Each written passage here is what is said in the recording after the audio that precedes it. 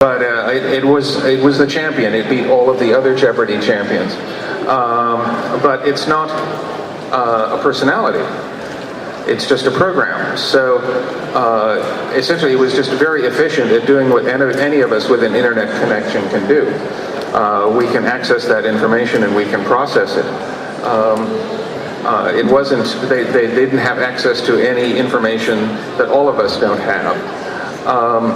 So it is possible to extend your personality into the virtual world. You can find information. You can look through cameras all over the world to find out what's going on there. You can communicate with people all over the world.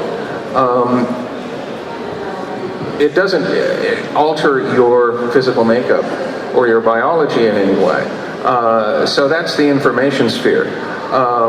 You can become connected to the information in various different ways, some of which have not yet been invented. I think what a lot of the issues are to what degree can the personality and the intelligence of a human being be augmented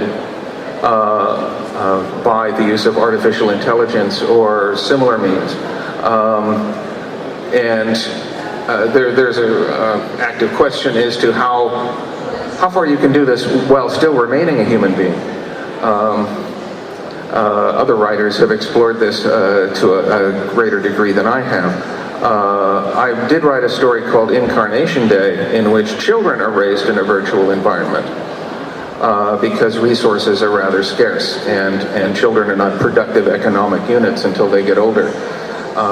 So the children are raised by their parents in a virtual environment and then incarnated into bodies when they achieve a degree of maturity, knowledge, and can contribute to the economy.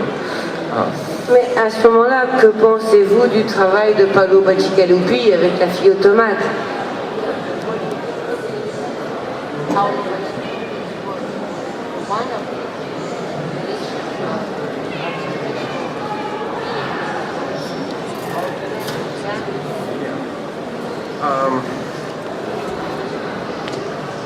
Well, if you create an artificial being, and this goes back to Mary Shelley, you're creating it for your purposes. So, and as Dr. Frankenstein discovered in that novel,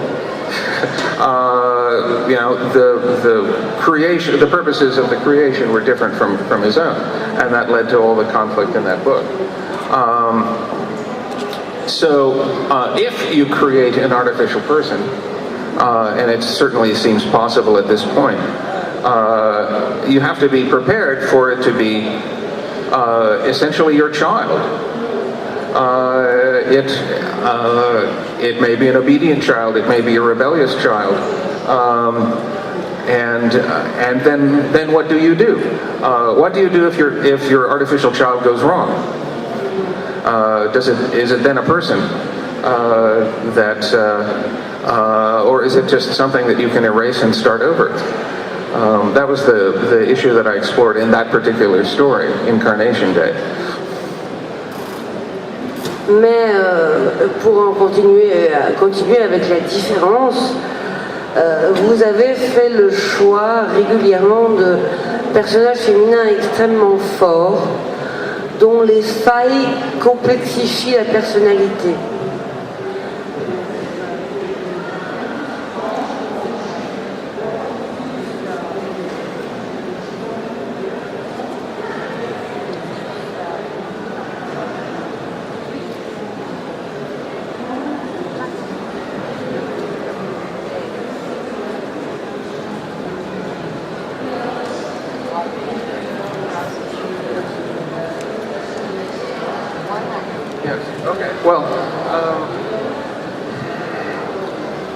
Well, as Chairman Mao said, women hold up half the sky. So I try to write about either the present that exists now or the future that I can see coming. And so, you know, I deliberately include female characters who are strong, who are coping with their environment, who have ideas, because that's what I see around me. I have a lot of very smart, driven women friends, and I see no reason why these people shouldn't be reflected in my fiction as well as their own. Once again, I'm not particularly ideological on this regard. I am just writing about what I see. If the characters have weaknesses, it does, as you say, make them complex, but it also makes them human. That I don't find Superman or Superwoman to be a particularly interesting character. So my characters are very human, and they do make mistakes, and they do misjudge situations, and I think that that's certainly what makes them interesting to me, and I hope it makes them interesting to the reader as well. Il y a aussi une importance assez importante dans vos textes à propos du décor, des costumes et des particularités.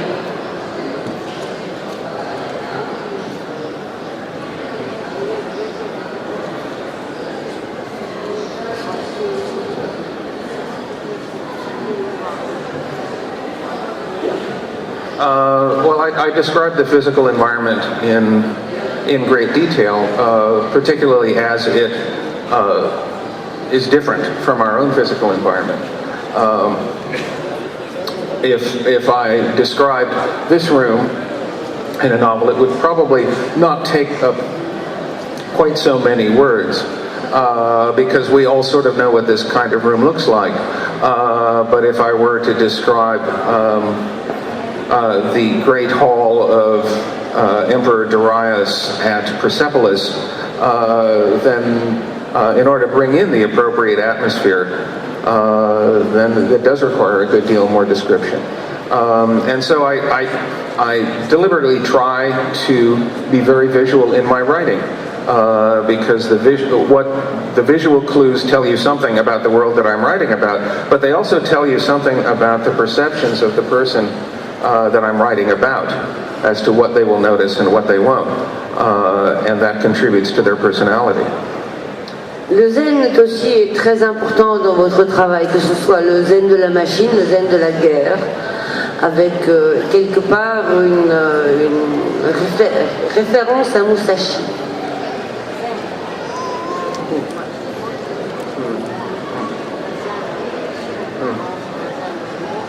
Yes.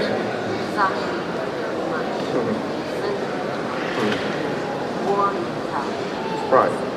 Well, I am a martial artist. I'm a black belt in Kenpo Karate, and so I think if you study Eastern martial arts to any degree, you become indoctrinated into Buddhism and Taoism and Zen, whether that is a deliberate part of the teaching or not. I think it's something that you are exposed to. And when I wrote The Voice of the Whirlwind, which has a lot of Zen ideas in it, I was at a particular stage in my training. Yeah.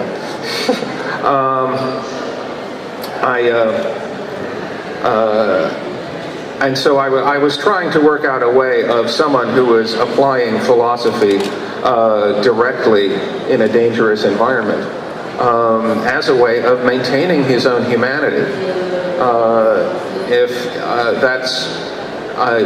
He didn't just want to be a mindless killer.